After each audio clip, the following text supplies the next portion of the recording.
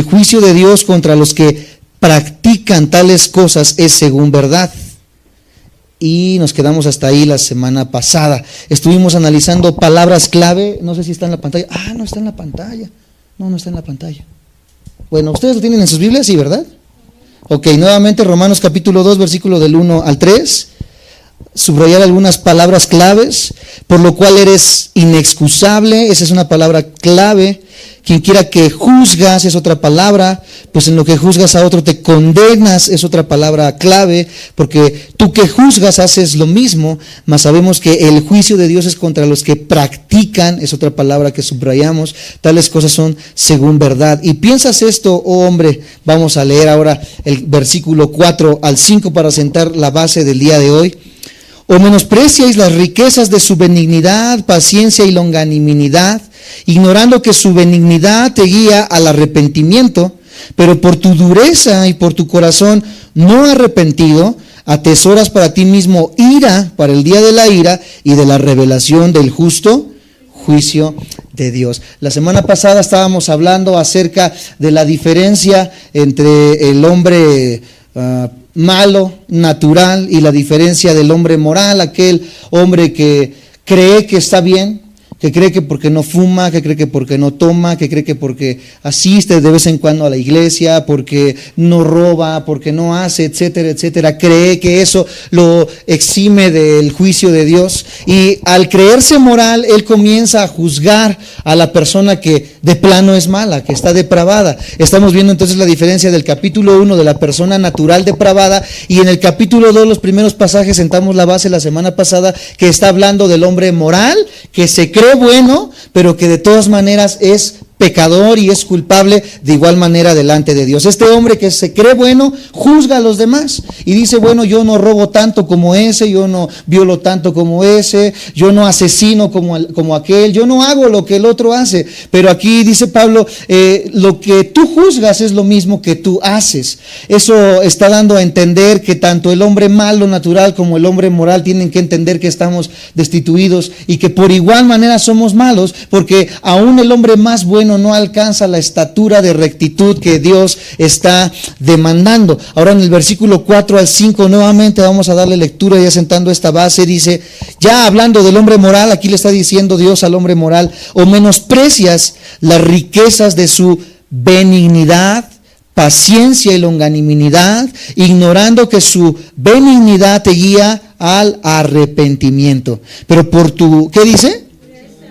Una vez más, por tu dureza y por tu corazón no arrepentido atesoras para ti mismo ira, para el día de la ira y de la revelación del justo juicio de Dios. Aquí el Espíritu Santo por medio de Pablo afirma que Dios juzga sobre la base verdadera de la culpa de cada persona. Dios nunca juzga por una base que esté fuera de nosotros, Él juzga por nuestra maldad y por la culpa que tenemos naturalmente, y es una culpa que es común en todo ser humano, sea bueno o sea malo a la vista de los hombres, el hombre es culpable a la vista de los ojos de Dios. ¿Sí me van entendiendo? Me dicen amén.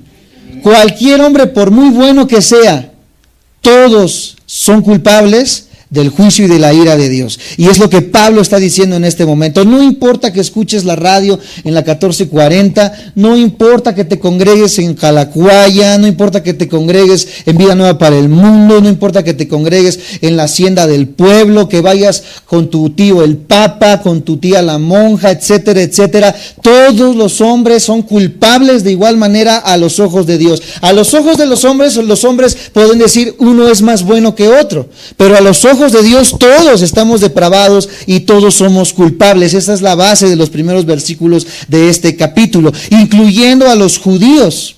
Les comentaba que la semana pasada un joven me estaba preguntando, ahorita está radicando en Indiana, y me dice este muchacho que por qué Dios escogió a los judíos, qué tienen de bueno los judíos que no tengamos nosotros los mexicanos, o los puertorriqueños, o los argentinos, etcétera, etcétera.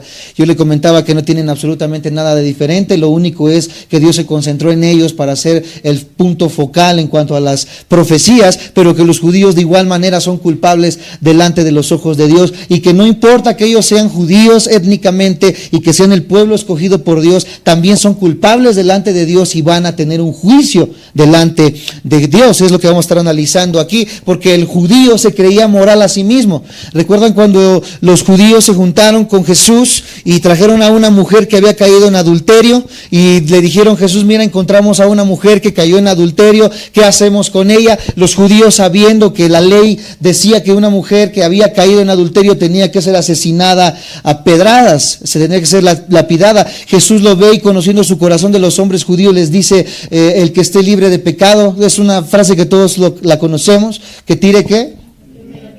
Conociendo el corazón de los judíos, que al parecer se creían morales y mejor que la mujer que había caído en adulterio, ellos condenaban a la mujer y decían: mira, está cayendo en pecado, tenemos que asesinarla. Y Jesús les dijo: pues ella es tan culpable como ustedes, así que el que crea que no es culpable, que tire verdaderamente la primera piedra. Aquí Jesús está diciendo: el moral no es diferente al inmoral, todos en absoluto somos culpables delante de los ojos de Dios. ¿Me siguen? ¿Me dicen amén? A causa de su altura o de su estatura moral, su afiliación religiosa o cualquier otra razón, el ser humano sigue siendo culpable a la vista de los ojos de Dios. El apóstol primero advierte a los lectores que no menosprecien las riquezas de la benignidad. Vamos a leer nuevamente el versículo 4. Tiene todos el versículo 4. Dice: o menosprecias las riquezas de su ¿qué? Lo primero de lo cual nos advierte el apóstol Pablo aquí es que aquel que se cree moral menosprecia las riquezas de su benignidad. ¿Qué es el ser benigno? Es ser bueno. Aquí Dios está diciéndolo: tú que estás viviendo una vida inmoral, una vida depravada, una vida caída, estás menospreciando verdaderamente lo bueno que es Dios. Porque muchas personas se han acostumbrado solamente a la bondad de Dios, se han acostumbrado a que Dios provee, se han acostumbrado a que Dios sana, se han acostumbrado a que Dios bendice, se han acostumbrado a que Dios sostiene tu trabajo, te dio para tu casa, te dio para tu coche, etcétera, etcétera. Y aún en esa bondad, el ser humano insiste en seguir viviendo en pecado, el ser humano insiste en seguir equivocándose, el ser humano insiste en seguir viviendo en una vida depravada, en una vida equivocada. El apóstol Pablo nos hace una pregunta a todos en general y nos dice: tú, conociendo que Dios es bueno, insistes viviendo en tu pecado, ¿acaso menosprecias que Dios es rico en su bondad? Comienza diciendo esta pregunta, pero también nos dice otras dos cosas. Dice en el versículo 4, no solamente la benignidad, sino también su paciencia. Di conmigo: paciencia. Y su longanimidad. Aquí se está sentando una segunda base. Porque el hombre moral que aún así falla en su corazón dice: bueno, yo creo que a Dios no le importa que esté fallando, yo creo que a Dios no le importa que esté pecando, porque llevo 5 años pecando y al día de hoy no me ha pasado nada. Llevo 10 años pecando y ahorita no me ha pasado nada. Yo creo que eso que dicen los pastores es puro cuento chino. ¿Por qué? Porque a pesar de que estoy haciendo lo que estoy haciendo, a pesar de que me porto como me porto, a pesar de que me comporto con la conducta que me comporto, Dios no me ha hecho nada. Y comenzamos a reírnos de Dios y decir: bueno, yo creo que solamente es un chiste mal contado esto de que Dios existe, etcétera, etcétera, porque nada nos pasa. Aquí hay una palabra interesantísima que dice que estamos ignorando que Él es paciente. Di conmigo: paciente. Una de las cualidades de Dios es de que Él espera a que el corazón del ser humano se doblegue y se arrepienta de la maldad de su corazón. Y si algo no nos ha pasado, si algo no ha incurrido en nuestras vidas, si algo no ha sucedido en nuestras vidas, es a causa de que Él es paciente. Pero algo que caracteriza a la paciencia es que la paciencia no dura para siempre. Llega un momento dado en que la paciencia llega a terminar, y es ahí cuando entramos al tema y estamos estudiando el tema acerca de la ira y del juicio de Dios. La paciencia de Dios es grande, la paciencia de Dios es abundante, pero Dios no dura su paciencia para siempre. Dios, cuando el hombre insiste en seguir pecando, insiste en seguir en su maldad, Dios tiene que traer juicio, porque este juicio viene a causa de la ira santa de Dios en contra del pecado del hombre. ¿Me siguen? Me dicen amén. Estamos todavía redundando un poco acerca del tema del capítulo 1 con la base del capítulo 2. Hay en todo pecado voluntario cometido con una conciencia del ser humano, hay un menosprecio claro de la bondad de Dios. Cuando el ser humano peca deliberadamente, concienzudamente y sabiendo que está mal, ciertamente estamos menospreciando lo bueno que es Dios. Lo bueno que te ha entregado, sea lo que sea, estabilidad, comida, un trabajo, al nivel o lo que tú tengas, a la capacidad que tú lo tengas. Cuando tú pecas deliberadamente, tú estás menospreciando la bondad de este Dios. Todo pecado intencional menosprecia y hace alarde a costa de la benignidad, a costa de la paciencia y a costa de la paciencia de nuestro Dios. La palabra menosprecia, si quieres apuntan en el original griego, es la palabra cataproneo. Está difícil, se las voy a deletrear letra por letra. Dice K-A-T-A-P-H-R-O-N-E-O. Catafroneo se podría pronunciar. Es la palabra menosprecias en el original griego. Catafroneo, y significa literalmente mirar hacia abajo. Cuando yo digo catafroneo o menosprecio, en el original griego significa esto: mirar hacia abajo literalmente. Pero entonces, ¿a qué se reduce la esencia del significado de mirar hacia abajo en el original para que lo hayamos traducido como menospreciar? Esto es una actitud de superioridad, pensando con ligereza y desaire acerca de algo o de alguien, como ignorar, como el que te están hablando y haces como que la Virgen te habla, dice por ahí un dicho, como que lo ignoras y miras hacia abajo, pero con un sentido de superioridad, de que eres mejor que otro, de que tu estatura moral, tu estatura económica, tu estatura de lo que tú eres es mejor que las demás personas y por eso la haces a un lado. A eso se refiere catafroneo, menosprecias con una actitud de superioridad, lo cual implica subestimar el valor de la verdad o de lo verdadero. Por lo tanto, esta palabra tenía muchas connotaciones o significados. Cuando se desconsideraba o se despreciaba algo, se utilizaba la palabra catafroneo en el griego. Ahora, por medio del profeta Oseas, acompáñenme a Oseas capítulo 11. Dios proclamó su gran amor para con el pueblo judío, por el pueblo de Israel. Oseas 11. Oseas es un libro pequeñito que está un poco atrás de Mateo. Está Malaquías, Zacarías, Ageo, Habacuc, Nahum. Atrás de todos ellos encontramos a Oseas, pero son libros muy pequeños. Oseas capítulo 11, versículo de 1, 3 y 4. Aquí Dios proclama el amor para con su pueblo. Oseas 11, 1, 3 y 4. Lo tienen, me dicen amén. Dice, cuando Israel era muchacho, yo lo amé, y de Egipto llamé. ¿Cómo le llama a su pueblo? Lo hace personal, no le dice que es un pueblo, lo hace su hijo. Si me sigue, me dicen amén. Dice, cuando Israel era muchacho, cuando Israel era ¿qué? Joven. O sea, en los primeros momentos de que Israel salió, dice, él lo amó y lo sacó de Egipto, lo llamó de Egipto, versículo 3, 4. Yo con todo eso enseñaba a andar al mismo Efraín, tomándole de los brazos, y no conoció que yo le cuidaba. Con cuerdas humanas los atraje, con cuerdas de amor, y fui para ellos como los que alzan el yugo de sobre su cerviz, y puse delante de ellos la comida. Aquí está hablando acerca del amor que tuvo para con su pueblo, y ahora hablando del amor que tiene para con la iglesia. Nosotros hablando, ya no como el pueblo de Israel, ahora hablando como la iglesia. Cuando hablo de la iglesia, ¿a qué me refiero? A todos nosotros. Ahora Dios, hablando a la iglesia, está diciendo lo mismo y nos dice, cuando tú estabas en aquel lugar de esclavitud, cuando tú estabas esclavo del pecado, cuando tú estabas esclavo de la fornicación, cuando tú estabas esclavo de los pensamientos, Él nos llamó.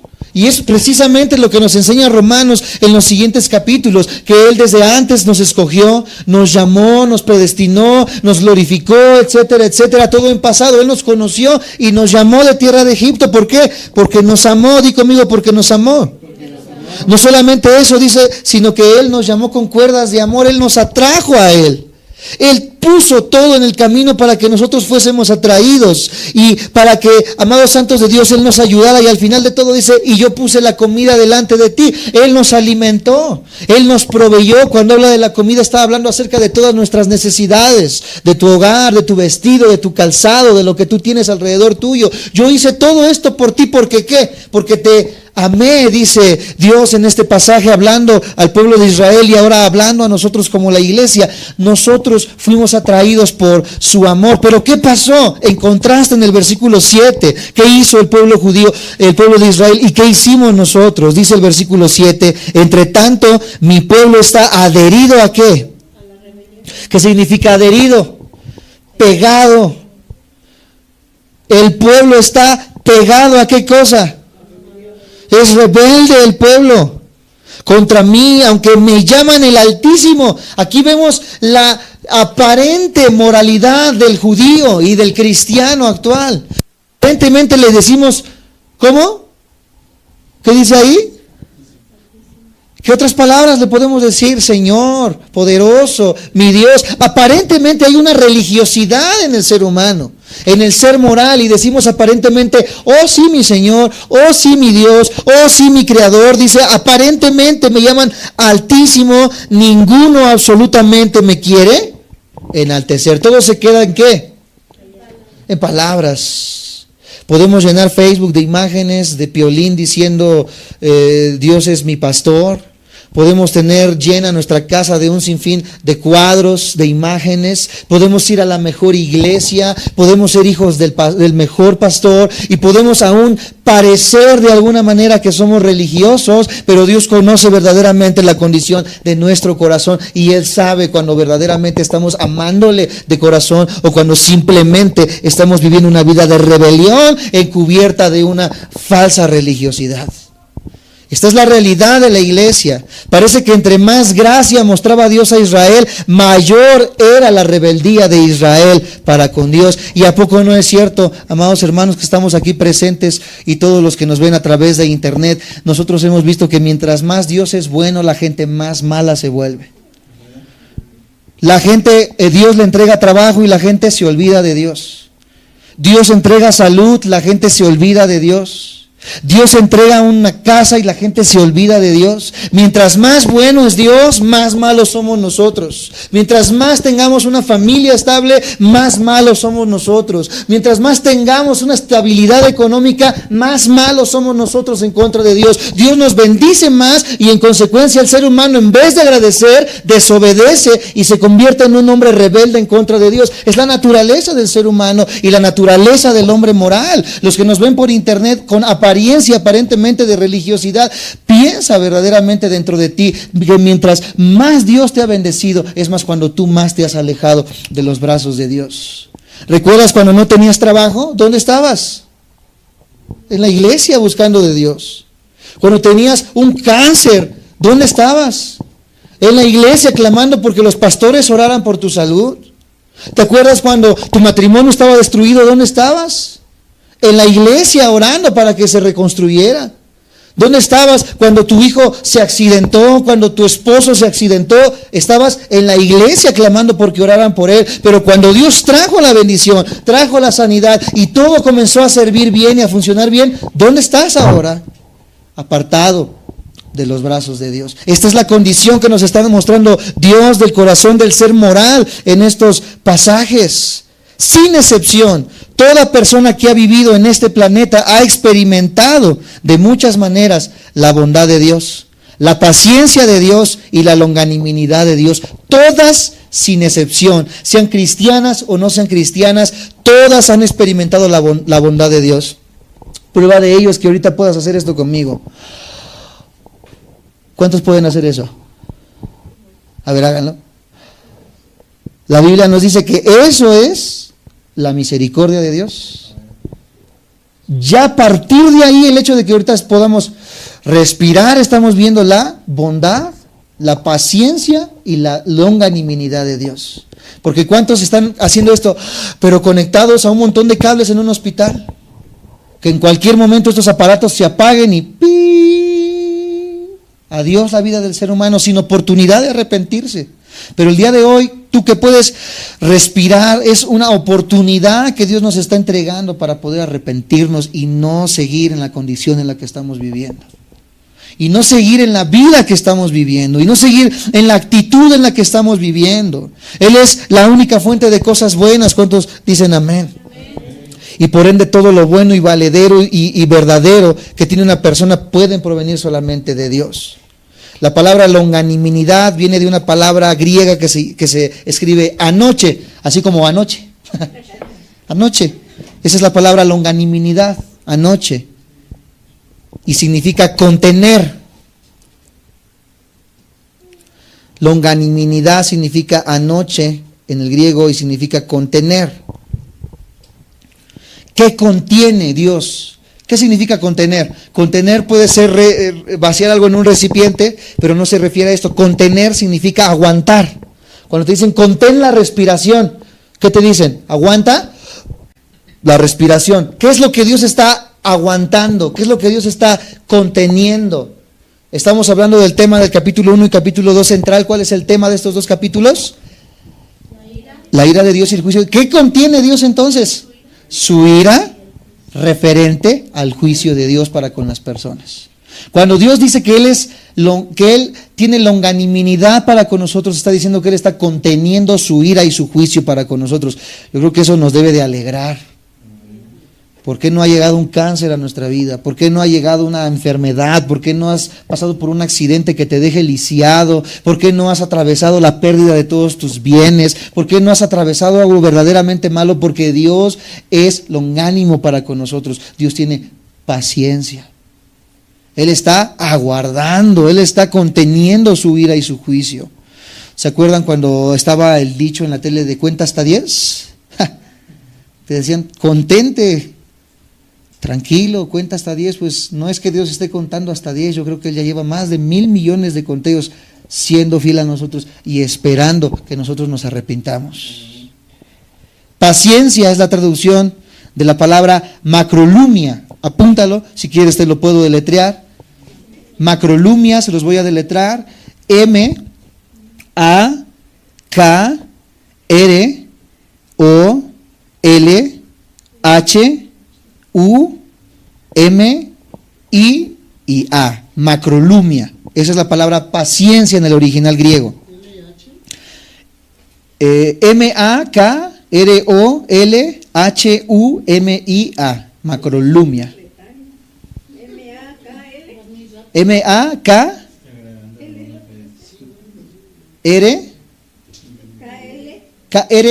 R de ratón, O, L de Lalo, H de hormiga, U de M-I-A, macrolumia. Si dice otra cosa, entonces me oyeron mal. Decir macrolumia, ¿ok? Y si no lo alcanzaron a pescar, ahorita ven la repetición en el Face. ¿Qué significa entonces macrolumia? Que en algunas ocasiones se usaba para referirse a un gobernante poderoso que se abstenía de vengarse de su enemigo. Un rey muy poderoso con muchos soldados que tenía todo lo necesario para atacar a un pueblo, pero no lo hacía. Eso era macrolumia, eso era tener paciencia. Dios tiene todos los derechos y todo el poder para hacernos pedacitos en el momento en el que Él quiera, más bien dicho. Él tiene el derecho y el poder de, en este instante, caer muertos y fulminados porque nuestra maldad así lo está requiriendo. Pero Él es macrolumia, Él es paciente hasta el momento inevitable del juicio, porque el juicio tiene que venir. A pesar de que Él es paciente y de que Él es longánimo, tiene que venir el juicio, y el juicio va a venir, amados santos de Dios. La benignidad, la paciencia y la longanimidad de Dios se extienden a toda la humanidad. Por ejemplo, segunda de Pedro, capítulo 3, versículo 9. Segunda de Pedro, capítulo 3, versículo 9.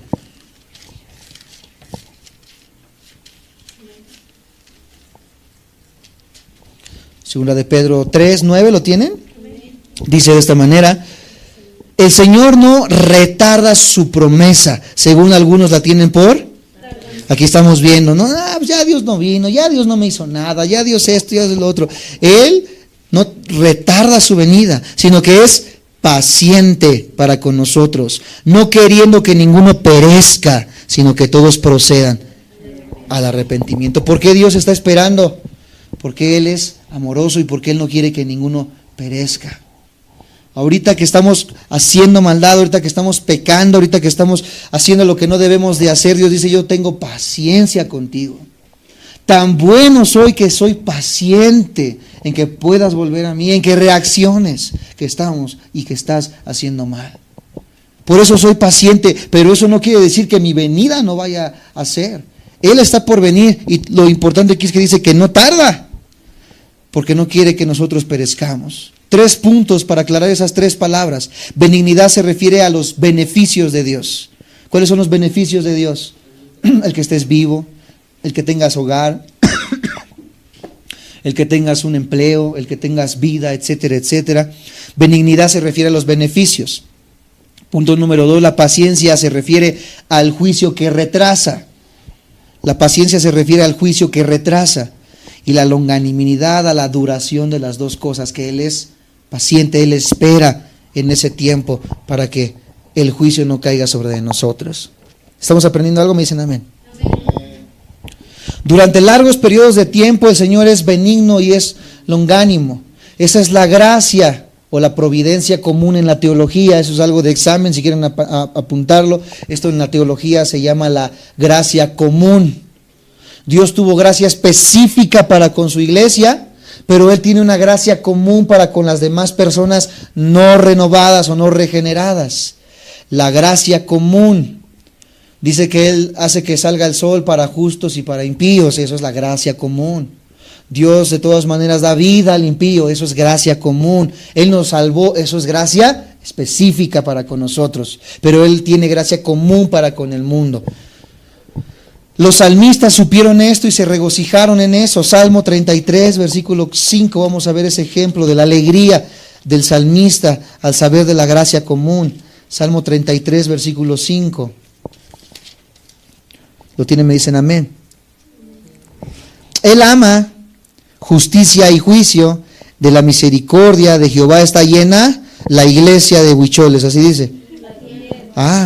La tierra, completamente todo está lleno de la gracia de Dios, de este favor de Dios común, no una gracia salvífica, no una gracia que abone a nosotros, sino una gracia común para todo el mundo. Dice que la tierra está llena de esta gracia, amados santos de Dios, porque la misericordia de Dios es continua. Salmo 52, allá adelante, Salmo 52, versículo 1.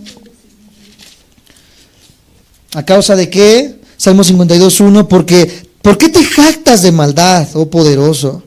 Las personas que dicen, yo maté a 3 y todavía voy por el 4. No, yo hice esto, yo hice aquello, y se jactan de la maldad. Yo me acuerdo de lo que hice y me avergüenza lo que hice. De verdad que al recordar siquiera la mínima parte de lo que hice, a mí me crea una profunda vergüenza, que quizás la mayoría de ustedes ni se imagina o solamente vio los pininos de lo que llegamos a hacer cada uno de nosotros. Pero si verdaderamente, amados santos de Dios, nos doliera dentro de nosotros lo que hiciéramos, no haríamos lo que el hombre moral y natural hace. Dice que el hombre se jacta de lo que hace. Oh poderoso, la misericordia de Dios es continua. La misericordia nunca se detiene. La misericordia de Dios siempre está. Y a causa de sus maravillas, ahí en el Salmo 107, versículo 8, vamos más adelante. Salmo 107, versículo 8. Dice, esto es para los Juan Camaney, que chiflan y dicen que mascan chicle y que bailan tango. 107, versículo 8. Alaben la misericordia de Jehová y sus maravillas para con los hijos de los hombres. La misericordia de Jehová, alabémosla, amados santos de Dios. Por lo cual podemos decir entonces, como dice el Salmo 119, versículo 68. Salmo 119, versículo 68. Creo que nunca habías leído tantos salmos en tu vida. Salmo 119, versículo 68. Dice de esta manera, bueno eres tú. Di conmigo, bueno eres tú. Y bienhechor. Enséñame tus estatutos. Aquel que reconoce que es bueno, porque no se puede quedar solamente en decir, bueno, eres bueno, sino que enséñame a ser bueno. Enséñame tus estatutos. Salmo 145, versículo 9.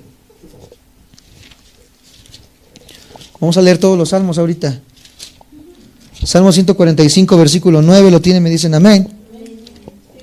45, versículo 9.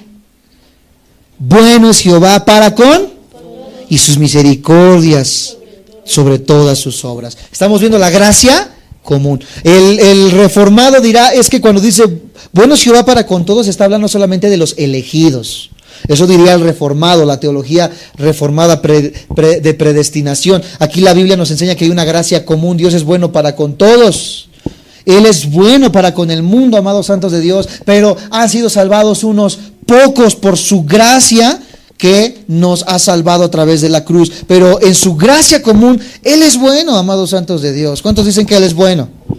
Ahora, lo extraño de todo esto es que la mayoría de las personas no perciben a Dios como un ser totalmente bueno. Y vamos a entrar a una parte de la enseñanza de la doctrina que, híjole, va a quemar fusibles a muchos, pero que va a responder muchas preguntas de las cuales yo me hice también en algún momento, y van a ver qué interesante se va a poner a partir de aquí en adelante. Muchas personas no ven a Dios como un Dios todo bueno, como un Dios todo benevolente, como un Dios de toda bondad. En lugar de reconocer la gracia de su provisión, en lugar de reconocer que Él es bueno con todos, en lugar de reconocer que Él sale el sol para todos, etcétera, etcétera, lo acusan de ser inservible y falto de amor porque permite que ocurran cosas malas en el mundo. Por ejemplo, una pregunta: ¿cómo pudo Dios permitir que ese pequeño niño muriera si tenía 2 años de edad? ¿Por qué Dios permite que esa persona buena padezca dolor y mala salud y deja que ese ratero disfrute de lo que se ha robado?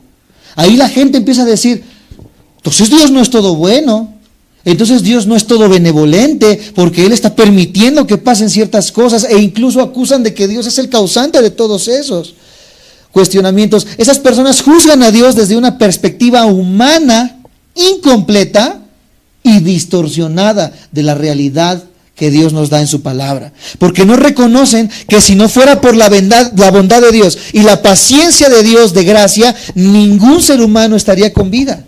No solamente moriría 1 o 2, sino que ya todos los seres humanos estaríamos muertos a causa de nuestra maldad. El problema no es que Dios dice, Dios permitió que se muriera 1 o 2. El problema es que el ser humano no reconoce que somos culpables y de que ninguno, tenga 1 año o tenga 100 años, ninguno merece vivir, porque todos pecamos y estamos destituidos de la gloria de Dios. Están viendo entonces la comparación ahora de la vista bíblica y no de la vista lógica y moral del ser humano. Todos merecemos morir. Hay un ejemplo que pone el pastor Paul Washer que me gusta mucho. ¿Alguna vez alguien vio la película del Señor de los Anillos? Para los bilingües, The Lord of the Ring. ¿Sí la vieron alguna vez? Bueno, yo estaba orando en ese momento, pero me la contaron. Esta película hay unos monstruos llamados, ayúdenme los que la vieron, los monstruos feos, los orcos, exactamente, los orcos, esos monstruos feos. Pero también hay otros muy bonitos como los elfos, incluso hasta los enanos nos dan cierto así como que, está bonito, está pachoncito, ¿verdad? No, los enanos de la película, no su esposo. Los de la película, ¿verdad? Pero cuando tú ves los orcos dices, cosa más fea, guácala, que los maten, hasta dices, ¿verdad? Y ves cómo vienen de a montones, ¿verdad? Cuando van trepando las paredes y se le pone la espada azul al Frodo, ni la vi, se les pone la espada azul a Frodo y todos vienen y comienzan a matar a uno y a otro. ¿Cómo te sientes cuando están haciendo eso? Hasta dices, yo le voy al güero, yo le voy al chaparro, ¿verdad? Sigue matando. Y ves cómo le clavan a uno y le clavan a otro y matan. Tú nunca dices, ay, pobrecito orco, mira, lo están matando. ¿O sí dijiste así en la película? Ay, mira, ese orco no estaba tan feo. Ay, mira, ese no merecía morir. Ese nada más era relleno allá arriba, ¿verdad? Ni siquiera le hizo nada al pobre Frodo. ¿Así pensamos? Ahora, imagínate a la humanidad entera como los orcos. Porque la Biblia dice que todos hemos pecado y estamos destituidos de la gloria de Dios. Entonces, cuando un orco muere, ¿tú te entristeces? La Biblia enseña que todos estamos destituidos de la gloria de Dios, todos pecamos. Por eso, si Dios no fuera bueno y en su gracia no permitiera, en su longanimidad que nosotros existiéramos, ya todos estuviéramos muertos. Entonces el problema no es que digamos, ay, se murió uno. Es que entendamos que no se murieron todos. Esa es la perspectiva en la que el ser humano que ha entendido la palabra de Dios debe de pensar, porque todos merecemos la muerte, pero Él es bueno porque aún permite que tú estés respirando. Si permitió que aquel niño de 2 años muriera, hay una razón. Aquí lo importante es que no mueren todos, sino que Él permite que muera uno para que su obra soberana se siga haciendo. ¿Me siguen? Me dicen amén. Se pone interesante esto, ¿verdad? Antes de que Dios destruyera el mundo con el diluvio, ¿ustedes recuerdan esa historia? ¿Qué hizo Noé? Estuvo construyendo el arca ¿cuántos años? La gente dirá, ay, porque Dios permitió que todos se murieran. Pero no, la gente no entiende que estuvo 100 años predicando y diciendo, Dios viene, ven a la iglesia, arrepiéntete, ya deja de hacer lo que estás haciendo, ya pon un poquito de tiempo en tu trabajo para que vengas a congregarte, ya no sigas con tu amante, ya no sigas haciendo, ya no sigas robando, ya no sigas siendo el mismo. 100 años. Y después de 100 años de tanto escuchar esto, la gente no quiso hacer caso. Entonces, ¿fue justa la muerte de todas estas personas? Sí, porque hubo oportunidad de que las personas se arrepintieran. Se arrepintieran. ¿Cuántas veces tú que nos ves por internet has escuchado, ven a la iglesia, congrégate, cambia, sé diferente, ama a tu esposa, ama a tu esposo, ama a tus hijos, ama a Dios sobre todas las cosas, busca inmiscuirte en las cosas de Dios, busca un ministerio, aprende a cantar, sé fiel en lo que debes de ser fiel, y tú sigues diciendo como el gato del meme, ña. Y cuando te viene el cáncer, ay Señor, pero ¿por qué me pasa eso? Tú sabes, tienes el descaro de decir, ¿pero por qué? Si no soy tan malo. No eres tan malo, pero eres malo. No tan malo a la vista de los hombres, pero perfectamente malo y perverso a la vista de los ojos de Dios. Y aún siendo malo y perfectamente e intrínsecamente malo, Dios te da la oportunidad de que te arrepientas. Qué tremenda está la palabra del día de hoy, ¿eh? Te da la oportunidad de que te arrepientas.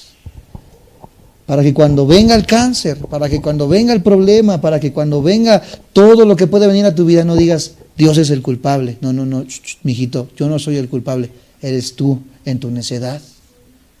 Más adelante vamos a ver el endurecimiento del corazón del ser humano. Job capítulo 12, versículo 10, acompáñame por favor.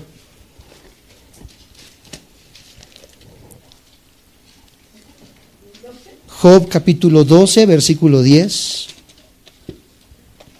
Ya me robaron a Job de mi Biblia. Aquí está.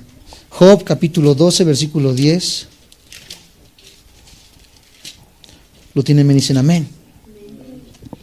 Dice, en su mano está el alma de todo viviente y el hálito de todo el género humano. Estamos tendiendo de un hilo en las manos de Dios.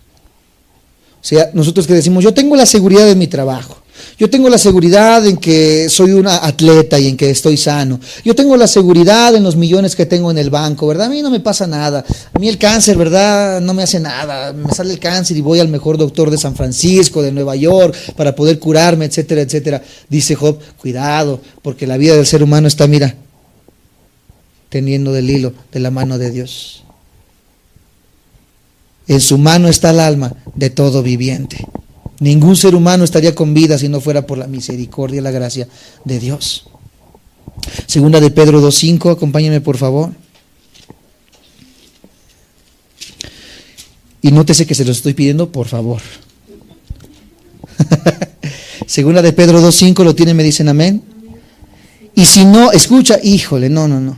Y si no perdonó al mundo antiguo, sino que guardó a Noé, pregonero de justicia, con otras 7 personas trayendo el diluvio sobre el mundo de los impíos. Dios no los perdonó a causa de que no se arrepintieron. ¿Tú crees que te va a perdonar a ti si no te arrepientes? le decía a este muchacho la semana pasada, poniendo un ejemplo acerca de los judíos. Dice, yo le decía, es que los judíos están tan cerca de Dios que Dios va a tener que tratar con ellos en el futuro. Esa es la línea de doctrina que nosotros tenemos, una doctrina dispensacionalista. Creemos que Dios no ha terminado con el pueblo judío y que en la escatología Dios, o en los tiempos venideros, Dios va a tratar con ellos todavía. Ahorita está tratando con la iglesia. Entonces le dije que estos judíos, como estuvieron tan cerca de Dios, ellos van a ser tratados de una manera diferente en el tiempo en que veamos la persecución y todo esto. Lo mismo pasó con los ángeles. Ustedes recuerdan, no los ángeles de Charlie, luego vino a su mente la de 17 años, no. Los ángeles que estaban cerca de Dios. ¿Recuerdan estos ángeles que estuvieron en la rebelión cuando Satanás subió al cielo? Dice que ellos le siguieron. Ahora estos ángeles dice que no fueron perdonados, sino que fueron echados a prisiones de oscuridad. Yo siempre me pregunté, ¿por qué Dios perdona al hombre pero no perdonó a los ángeles? Hay una respuesta contundente a todo esto, muy similar a los judíos, porque los ángeles estaban tan cerca de Dios que no tenían excusa para haber hecho lo que hicieron. No había excusa. ¿Recuerdan el primer pasaje del capítulo 2? Eres inexcusable.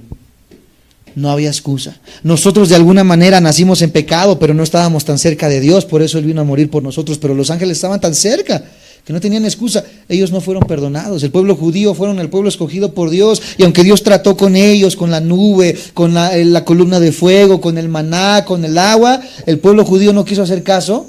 También va a tratar con ellos de una manera especial. La iglesia, que ahorita ya conoce la gracia de Dios y que Él murió en la cruz para salvarnos, la iglesia ya le conoce. ¿Cuántos le conocen? La iglesia ya es inexcusable ahora y va a tener que pasar por el juicio de Dios en algún momento, y si no nos arrepentimos, no va a haber tregua ni va a haber perdón para una persona que ha sido mala. En lugar de preguntar ¿por qué Dios permite que le sucedan cosas malas? Escucha esto que voy a decir con mucho detenimiento.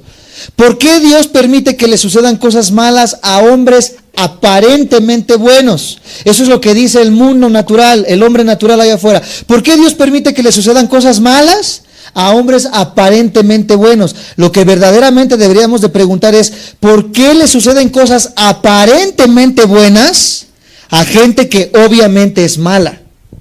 Ese es verdaderamente el cuestionamiento que debemos de hacernos, porque allá afuera aparentemente son buenos, pero no lo son realmente. Entonces las cosas buenas que les pasan son aparentes.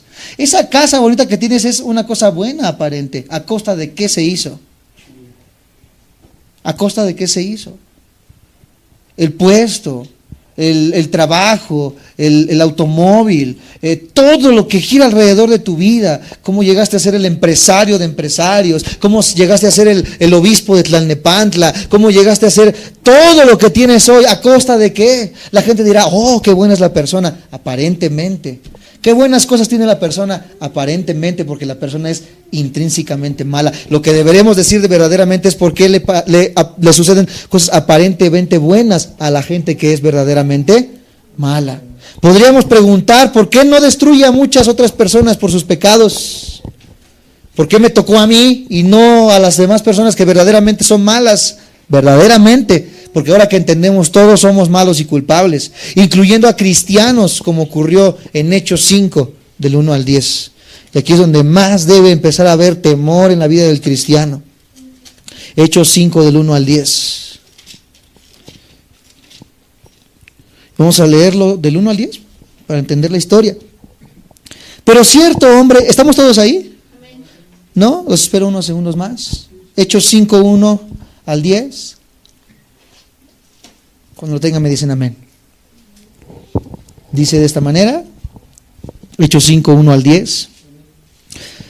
Pero cierto hombre llamado como Ananías, con Zafira, su mujer, vendió su terreno, vendió su heredad y sustrajo del precio, robó del precio del terreno, sabiéndolo también y trayendo solo una parte.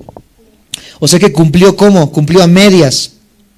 La puso a los pies de los apóstoles y dijo Pedro, Ananías, ¿por qué llenó Satanás tu corazón para que mintieses al Espíritu Santo y sustrajeses del precio de la heredad, reteniéndola?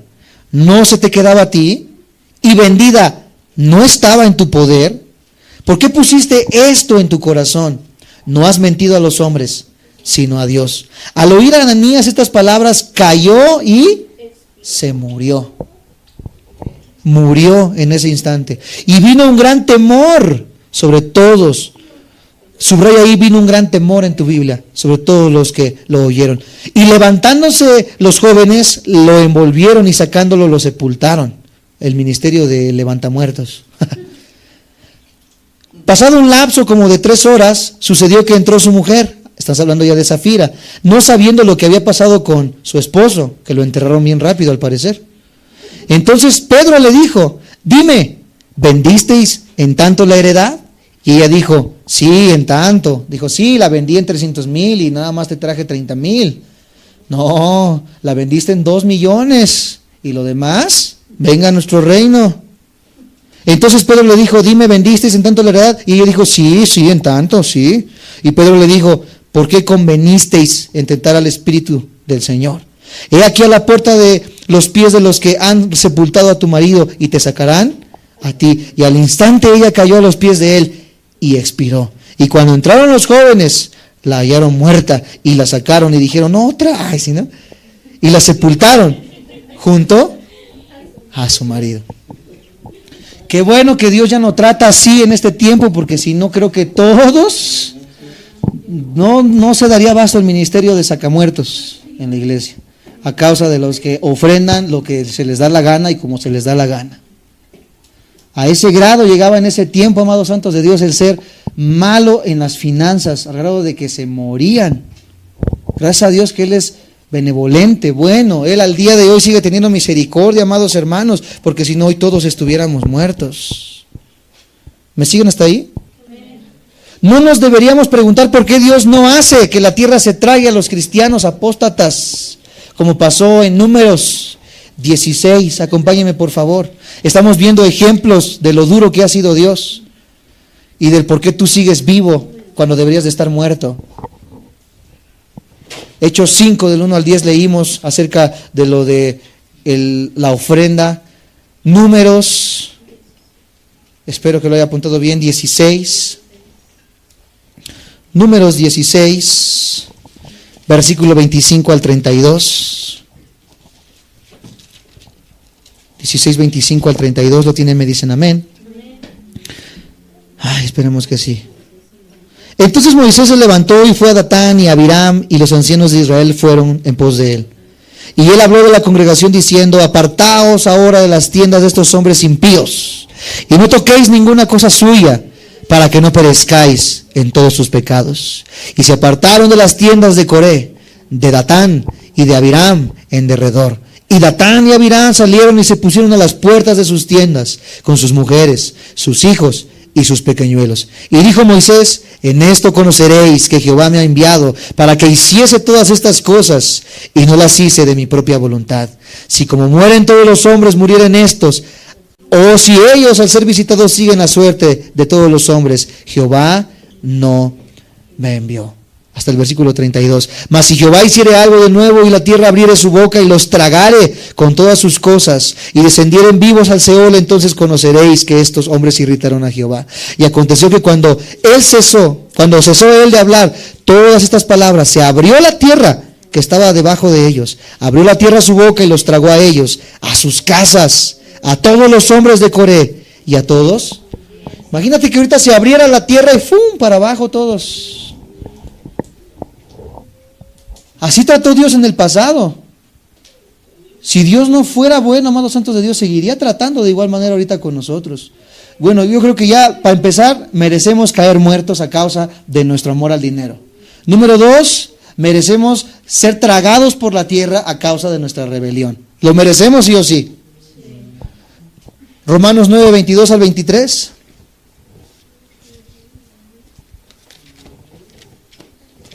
Romanos 9, 22 al 23.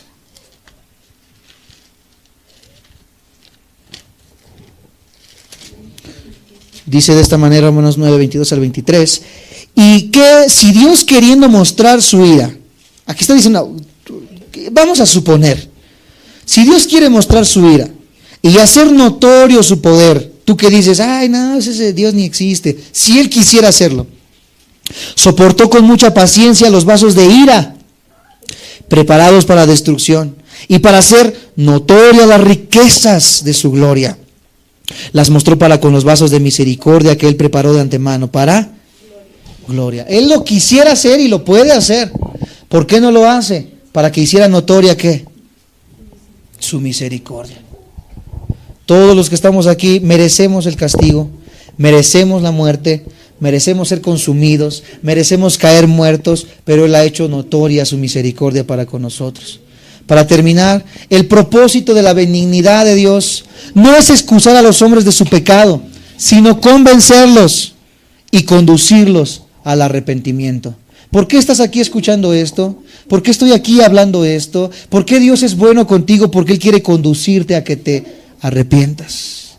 La palabra metanoia es la palabra arrepentimiento, la he dicho más de una vez, metanoia en el griego, y significa cambio de mente, cambio de forma de pensar, cambia de forma de actuar. En el campo moral y espiritual se refiere a cambiar de perspectiva frente al pecado, pasando de amar al pecado a renunciar al pecado, dejar de practicarlo y volvernos a Dios para poder obtener así el perdón.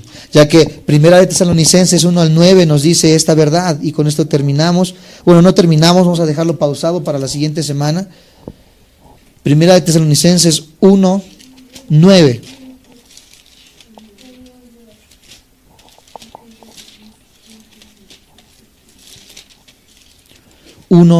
Dice: porque ellos mismos cuentan de nosotros la manera en que nos recibisteis. ¿Estamos todos ahí? Ok. Y como os vertisteis, nos convertisteis, de los ídolos a Dios, para servir al Dios vivo y verdadero. Una vez más, porque ellos mismos cuentan de nosotros la manera en que nos recibisteis y cómo os convertisteis de los ídolos a Dios, para servir al Dios vivo y verdadero. Amados santos de Dios, Él nos ha convertido, Él nos ha sacado de la idolatría. Y en esa bondad y en esa misericordia, continuemos, vivamos, seamos fieles. Porque a causa de la dureza del corazón, que es lo que vamos a hablar la siguiente semana, es que el hombre se sigue burlando de Dios, y Dios tiene que manifestar su juicio para con estas personas. No sigo diciéndoles para que no se asusten, pero la próxima semana lo vemos. El corazón endurecido y no arrepentido del ser humano, y del contraste con el juicio y la ira de Dios. Pongámonos de pie y cerremos nuestros ojos para terminar.